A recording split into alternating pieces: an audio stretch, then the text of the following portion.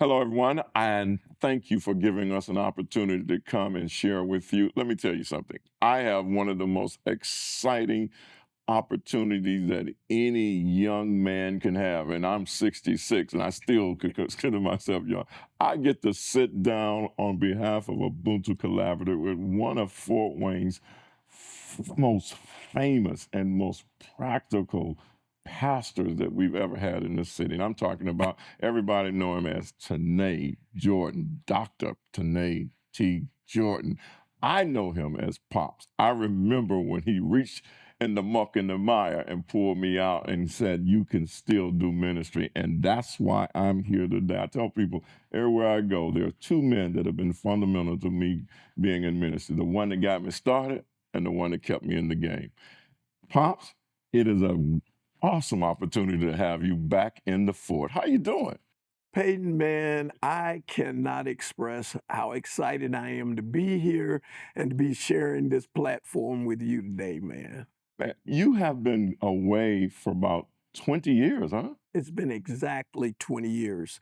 I left here in 2004, and it's 2024 now. Wow. Yeah, Wow. exactly 20 years. There was so much that God used you to do in the city. I think, how long were you here? 15? I was only here 15 years. It seems amazing that I've been back home beyond the time that I've spent here. But those 15 years were fully compacted with a lot of events, man. A lot of events, a lot of souls changed, a lot of souls saved.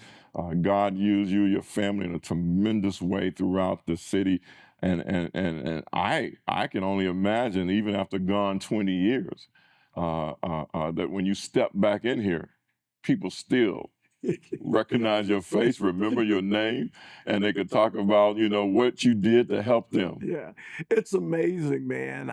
We pulled in here late Sunday night, Angela and I, and we checked in downtown at the Courtyard Marriott. And I ran back out to the car. It was about 11:30 or 12. On my way back to the car, I ran into two young ladies. I just walked by them, and they turned around and says, "I know you. Are you Pastor Jordan?" Wow. Man, that blew me away. Wow. After 20 years, that happened twice that same night. And Wow. so Wow. it was very humbling to realize that you've been gone 15 years and just walking through, you're still recognized for what God did with you while you were here. Well, it's humbling to be here with you. And when I look back over those 15 years and the time that you and I were there, I go, everybody that was the part of that era, they always go back to biblical reflection. That is They correct. always go back to It's that. correct. Man, I remember when you would get up and teach and Pastor would get up, it was information and inspiration. They all talk about that. And we watch through the grace of God. Oh We my had the God. honor, the privilege of being a part of a magnificent and mighty move of God during that time. The church grew tremendously. I mean, I don't know, and I don't, this is no shade, but I don't think there was any African American church in that era that had a full screen Yeah. that they dropped and had lecture before you preach. Yeah, you know, coming from my teacher's Yeah, background, I yeah, tried to do everything yeah, except pastor. And yeah. so I started off teaching school in Chattanooga. And then after a few years, the Lord just kind of accosted me. And I said, okay, God, I'll do what you want me to do. Pastored those 5 years in Chattanooga after I had taught at the high school I graduated from. And so coming to Fort Wayne, recognizing that we were shifting into a new season where preaching, which is what we specialize in the African American church, and that's what Fort Fort Wayne and Mount Progressive was all about, man. They had some of the best orators in the world to That's come exactly through right. there. That's exactly right. But recognizing what was happening in the community and with the young people and how there seemed to be a turning away from the church, you and I connected through violence, as a matter of fact, through Stop the Madness. And man, once I met you, you were a raw young man. Okay, you don't have to tell everything, Okay, I'm Reverend. not going to share it all. But you were one of the most gifted teachers I'd ever laid eyes on. And I knew even then that for us to get back with Progressive on the ground, it was going to take some preaching because that's what they were used to. Yeah. But I also knew that teaching our people was necessary. And you were the ideal thing. I thank God that He placed us together at that time. And we just decided, man, hey, what we're going to do, we're going to buy a screen. And I remember some of the other pastors when we started dropping the screen, they go, oh, they're going to show movies over there. Is it going to pop popcorn too? Yeah. And that's exactly what happened, man. When you came on, we started dropping that screen on Sunday morning.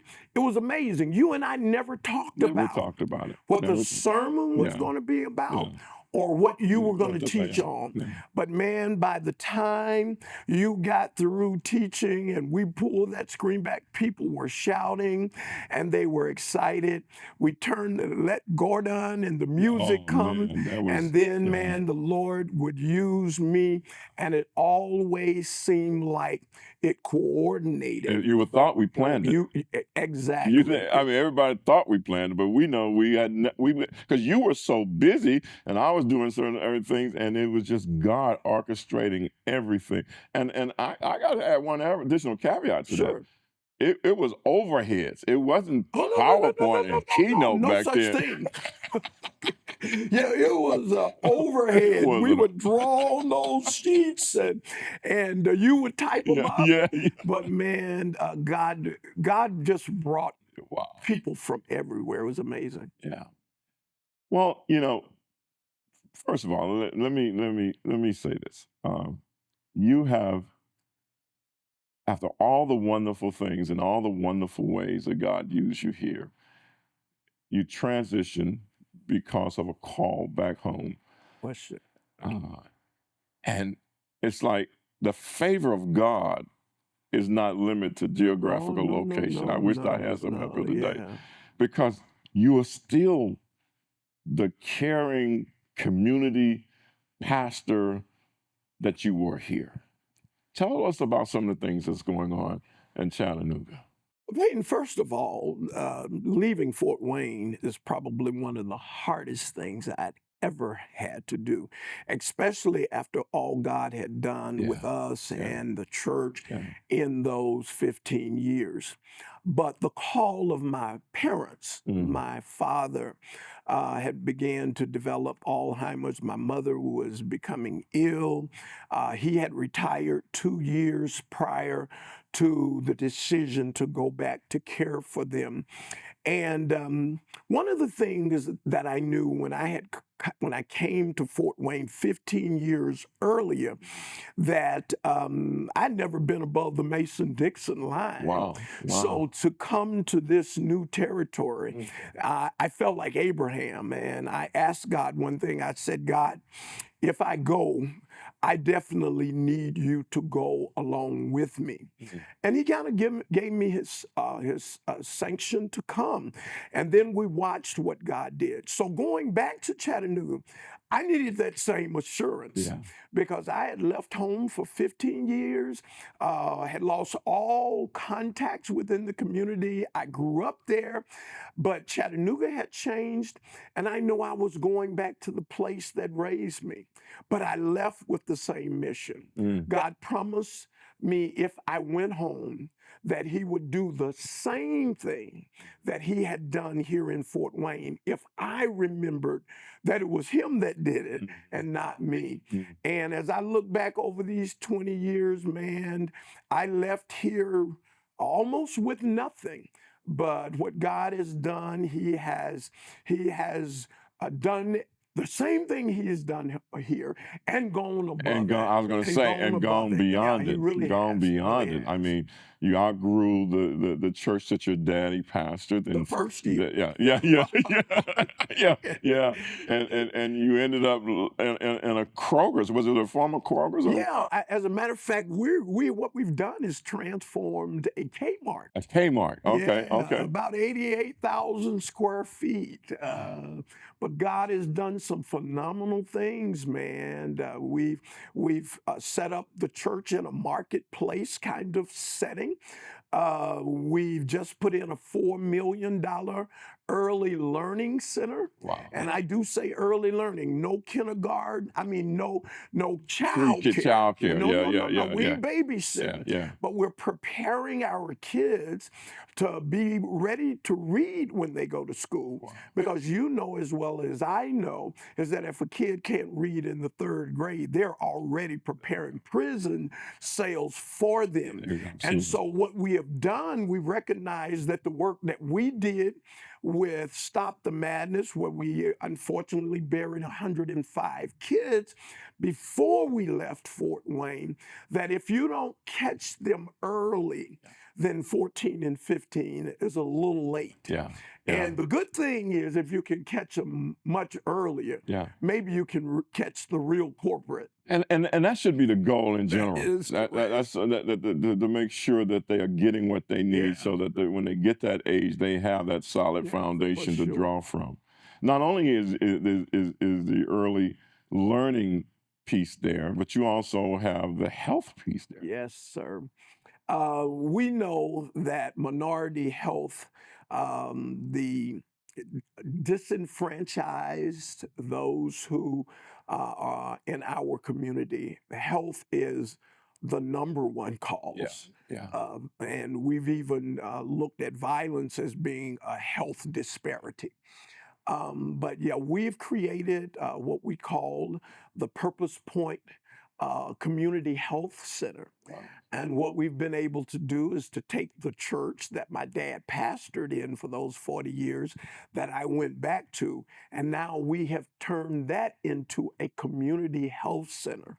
And we are actually seeing patients. As a matter of fact, we're having a hard time keeping up with it right now. I kept getting texts yesterday that we have doctors who are seeing patients. We're educating our community about health disparities, and we can't keep enough nurses and doctors for the people who are coming in the doors right now. You know, I want to build on those things that you just said, but I want to take a moment and just let you continue to share within that personal space, because I've had the honor, Sandy and I have had the honor of knowing you all for, well, since you got here, Yeah. practically, you install me in to come as you are.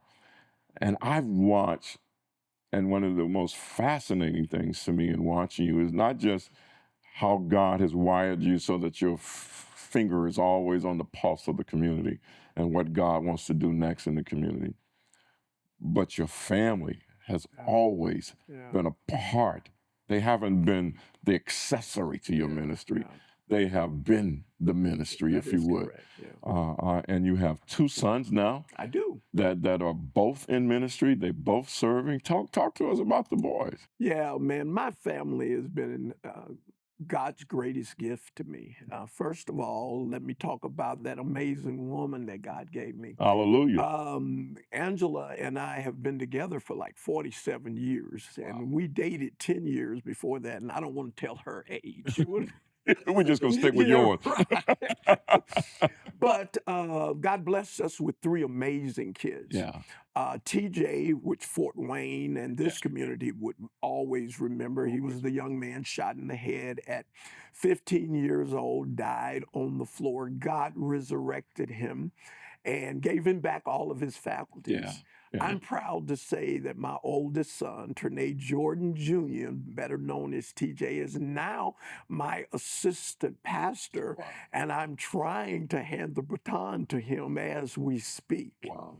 My youngest son, Jamichael, who was a baby when we came to Fort Wayne, as a matter of fact, he was a 9-month-old me baby. He is now my youth and young adult pastor and one of the most gifted preachers you will ever lay eyes on. He is that. And both of those guys have made us grandparents. We've got 3 grandsons, and 1 granddaughter, and they are the joy of Angela in my life. And then there's Dewan. Dewan is taking Chattanooga by storm. Yeah.